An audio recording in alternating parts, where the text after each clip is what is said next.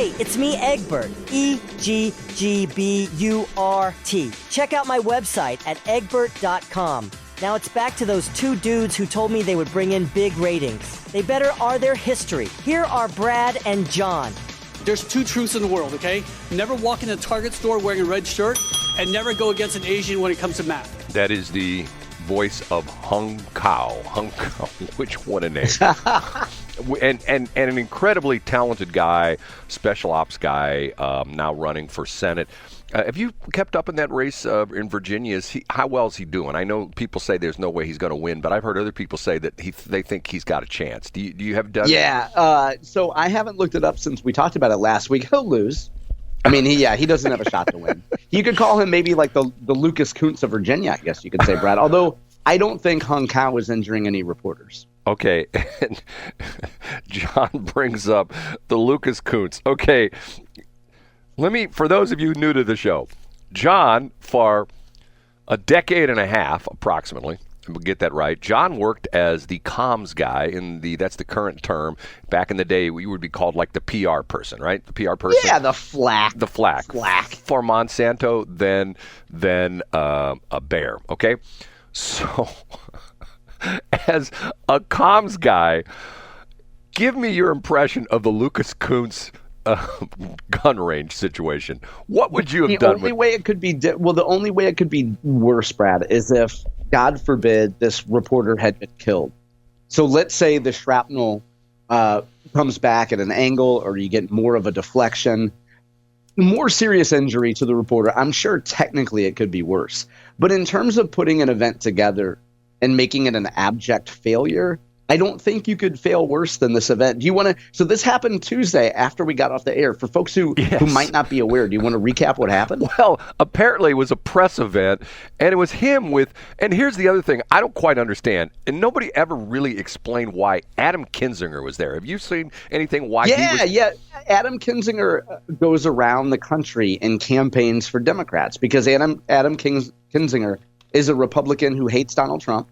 And so he goes around and does the gimmick where it will help some candidates or where it will be perceived to help candidates. Kinzinger can go into a congressional district or a Senate race and say, "Oh, I'm a Republican, but I support Kunce in this race because we don't need no more MAGA people up there." Sort of like the Liz Cheney kind of thing, right? Exactly. You're exactly right. Okay, so they have this press event, and I've heard it a couple different ways. They said it was at Lucas Kunce's farm, but then it was at somebody else's farm, a supporter. And it was some supporter, north of Kansas City, right? It was near. Correct. Yeah. Near St. And it was with Union folks because Lucas is there with some Union folks. Right, and it was there, someplace near St. Joseph. Okay, so they're out at this farm, and they set up and let me explain this. Okay, people may not be aware of this. Has gotten popular in the last 10 years of shooting what they call shooting steel. And what you do is you don't just go out and go to the scrapyard and get a hunk of steel and have somebody cut it up. It's special steel and the reason you use this is because of the fact that if you're shooting at distance, when you hit the target, you hear a distinctive ring of the steel, the round hitting the steel, okay? And typically, there are rules. Matter of fact, after this happened, I went online, and there's all sorts of different sites that say, okay, if you're shooting, handguns up to like a 9mm or a 38, you should be a minimum of 10 yards away from the steel. And it said, almost every site I went to said, if you're shooting rifles, long guns, you should be 100 yards away from the steel. So in other words, the idea you should be like a football field away from the steel. Yeah. Now, I've heard two different things. I've heard they were 10 yards away. I heard they're 25 yards away. Okay, no matter which one was correct, way too close. Because what happens is when the bullet hits the steel, it just literally disintegrates. It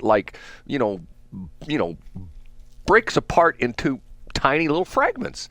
And apparently one of those, and there have been incidents, sometimes you can watch some of these videos online. There have been incidents where a guy has shot a steel target and the round did not break apart. It ricocheted off the steel target and came back at him. There have been guys actually hit with the round. I mean, literally, there's this one famous guy, infamous famous guy on YouTube videos called Whistling Diesel, and he's mainly a car guy. But he was shooting steel targets, and the round came back and it hit him in the forehead, and it's amazing it didn't kill him. Almost killed him, didn't quite, okay? Yeah. So they're shooting, depending upon, at 10 to 25 yards, and some poor reporter from Channel 5, KH? It's KSHB, yeah. So that's what our friend Pete Mundo calls Woke 41. So they're a woke station over there. So of course they have a reporter there to be a stenographer for whatever Lucas Kunce says. So he gets a piece of the shrapnel in his arm. So, and then the amazing thing was, the Lucas Kunce quote is, "We had 4 first aid kits there." I'm going like, okay, dude, if you practice a little bit of gun safety, you wouldn't need 1 first aid kit. You know what I'm saying? It's just like, yeah. And I'm going like, okay, how stupid is this?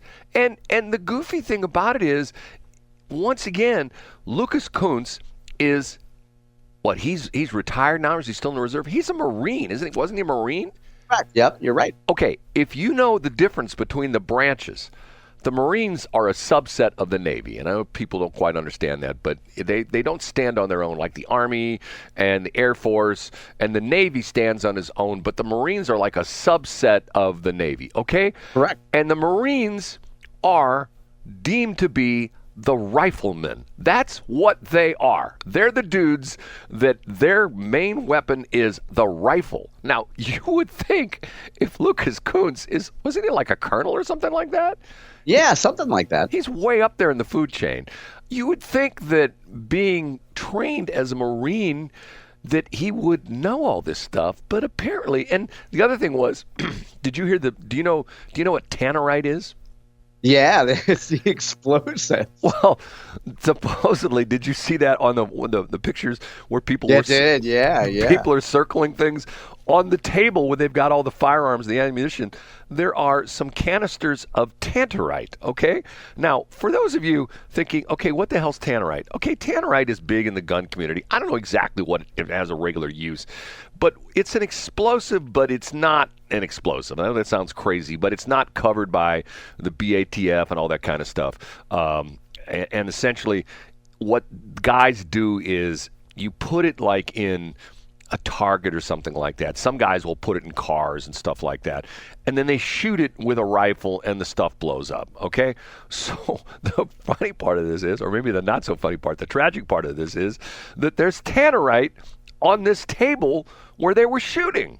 And so in other words, if they had a ricochet, and by some crazy weird, coincidence or just crazy weird, happenstance, that fragment that hit the tannerite, it could blow up in their face. Yeah. And I'm going like, what are these guys thinking? It's just, and the interesting part of it is, one of my gun friends said, isn't it interesting that the Democrats give us a lesson in what not to do with firearms? They're the firearms expert. They want to say, we need to ban this weapon. It's always funny that there's the one classic line. I think it was, what's her name? Elizabeth Warren, where she's talking about people with ARs, and she says, you don't hunt with an AR because when the bullet hits the animal, it cooks the animal. And you're going like, first off, you have to understand one interesting thing about firearms, okay? The round that the ARs shoot, for the most part, there are ARs in chambered in other rounds, but the classic round for the AR is what's called a .223 or a 5.56 millimeters, 223, okay? In bullets, the caliber, if you hear somebody say it's a 38, put a decimal point in front of it, and that is 0.38 of an inch. So the round that the AR-15 shoots is a .223, which means it's 3/1000ths of an inch larger than your .22 Plinker rifle. It's not a big round. It's a very small round.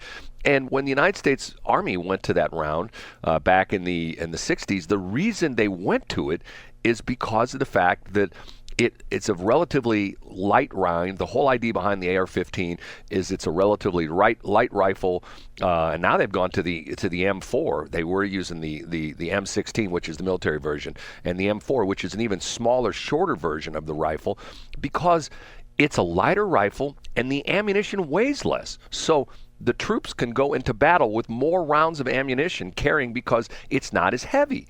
But the idea behind it is it's a high velocity round. Typically, it comes out of the muzzle at like 2,000 feet per second. So that's the problem. It comes out extremely fast. And when it hits steel like that, it just literally shatters little tiny pieces. And that's why they say minimum distance is 100 feet. Now, what's interesting is I read this further. It talked about if you went to larger caliber weapons, if you like with 308 or 30-06 or something like that, they're saying 250 yards. So, I mean, they're 10 yards away from this. I'm going like, okay, this is a recipe. It's absurdity. And I think the best commentary on this came from a guy in Michigan who sells ammunition. His name is Phoenix. His company's name is Phoenix Ammunition. And Brad, the line is, he retweeted Lucas Kunce. And then this gentleman added, I don't even know where to begin here. It's like a retard scavenger hunt. Well, 20 different guns, Tannerite, magnified optics at what looks at a 10-yard distance at best. And then he goes through 3 other things. He said, hand wrapped around the vertical foregrip like it's the last phallus on Earth. What else did I miss? And then he says, F all these people. Well, once again, the gun experts had a field day with those pictures. Yes. Because of the fact that it's like, okay, that's wrong, that's wrong, that's wrong, that's wrong, that's wrong, that's wrong.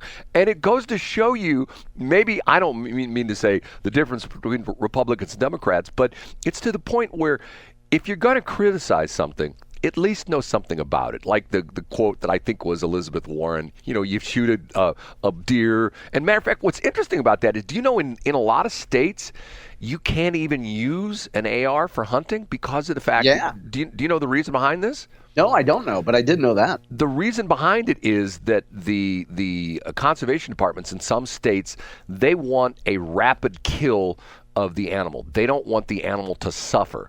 So I see. Okay. Essentially, a larger round is going to have more terminal velocity, and chances are, if you hit the animal in its heart, that area, that it's going to put down that animal real quick, deer, whatever you're shooting at. It's going to put down the animal real quick, and it's not going to suffer.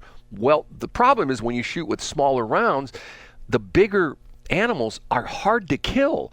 And if you shoot it with a .223, it might not die right away. You might have to shoot 2 or 3, 4 times. That's why if you hear these guys, there's a whole thing about this, is if you hear these guys who are going into the areas where there's a lot of bears, they typically tell you that don't take your 9mm with you.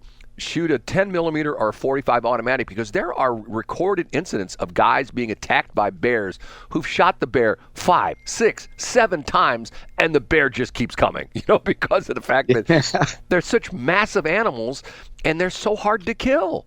So the whole thing's bizarre. I mean, it's just when you think of the upside of an event like this, I mean, folks in Missouri and throughout the country will be looking at this when you're planning events going forward. And good Lord willing, nobody will make mistakes like this, Democrat or Republican, again, based on the safety of other people. But Brad, when you look at planning an event like this, you have to think, okay, what's the upside? And then what could go wrong?